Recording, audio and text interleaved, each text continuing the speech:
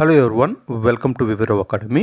ఈరోజు ప్రముఖ వార్తాపత్రికల్లో వచ్చిన వర్తమాన అంశాల గురించి డిస్కస్ చేద్దాం. అందులో భాగంగా విశ్వంపై పరిశోధనల కోసం చైనా జనవరి 9, 2024 ఒక కొత్త ఉపగ్రహాన్ని ప్రయోగించింది. దీనికి అనిస్టిన్ ప్రోబ్ అని పేరు పెట్టింది. లాంగ్ మార్చ్ 2C ర్యాకెట్ ద్వారా దీన్ని రోదస్లోకి పంపింది. ఈ ఉపగ్రహం బరువు 1.45 టన్నులు. ఇందులో 12 రెక్కలు ఉంటాయి. వాటిలో వైల్డ్ ఫీల్డ్ ఎక్స్రే టెలిస్కోప్లు కూడా ఉంటాయి. నక్షత్రాలు తమ జీవిత చర్మాంకంలో సూపర్నోవాగా విస్ఫోటనం ద్వారా పేలిపోతుంటాయి. ఆ సమయంలో వెలువడే మొదటి కాంతి, ఆ తర్వాత వచ్చే గురుత్వాకర్షణ తరంగాలకు సంబంధించిన ఎక్స్రే తరంగాలు, నిద్రాణ స్థితిలో ఉన్న కృష్ణ బిలాలు వంటి వాటిపై పరిశోధనల కోసం ఈ యొక్క ఉపగ్రహాన్ని రూపొందించారు. ఓకేనా. Next one.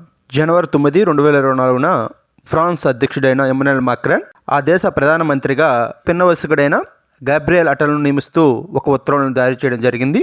ఈ యొక్క గాబ్రియల్ అటల్ ఒక సొలింగ సంపర్కుడు. ఓకేనా. Next one. కేంద్ర ప్రభుత్వ రక్షణ పరిశోధన సంస్థ అయిన DRDO సొంతంగా ఒక అస్సాల్ట్ రైఫిల్ను తయారు చేసింది. ఆ యొక్క అస్సాల్ట్ రైఫిల్ పేరు ఉగ్రం. ఓకేనా. Next one. 50 ఏళ్ళ తర్వాత చందమామపై ల్యాండర్ పంపాలని నాసా ఓ ప్రైవేట్ సంస్థ ద్వారా చేసిన ప్రయోగం అయితే విఫలమైంది. పెర్రిగ్రీన్ అనే వ్యోమనౌక చంద్రుడిపై దింపాలని నిర్దేశించుకున్న లక్ష్యాన్ని విరమించుకున్నట్లు దాన్ని అభివృద్ధి చేసిన ప్రైవేట్ కంపెనీ ఆస్ట్రోబయోటిక్ టెక్నాలజీ జనవరి 9, 2024 ఒక ప్రకటన అయితే చేయడం జరిగింది. ఓకేనా. ఈ యొక్క ప్రయోగం అయితే విఫలమైంది. ఈ యొక్క ప్రయోగం యొక్క విలువ 900 కోట్లు. ఓకేనా. Next one. జనవరి 9, 2024 ఈ యొక్క అర్జున అవార్డులను రాష్ట్రపతి భవన్లో భారత రాష్ట్రపతి అయిన ద్రౌపది ముర్ము గారు అందజేయడం జరిగింది. ఈ యొక్క అవార్డులకు సంబంధించి ఇద్దరకు ధ్యాన్ చంద్ ఖేల్రత్న అవార్డులు మరియు 26 మందికి అర్జున అవార్డులను ప్రకటించడం జరిగింది.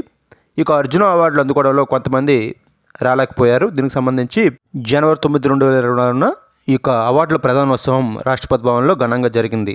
ధ్యాన్ చంద్ ఖేల్రత్న అవార్డు ఆంధ్రప్రదేశ్కు చెందిన సాత్విక్ సాయిరాజ్ మరియు మహారాష్ట్రకు చెందిన సిరాగ్ చెట్లు అందుకున్నారు.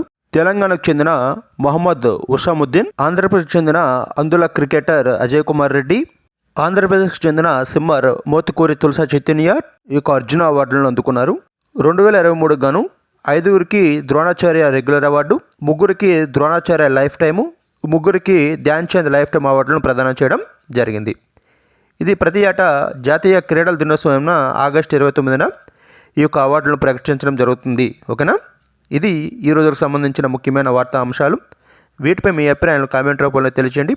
నచ్చితే తప్పనిసరిగా లైక్ చేయండి. ఓకేనా. Thank you.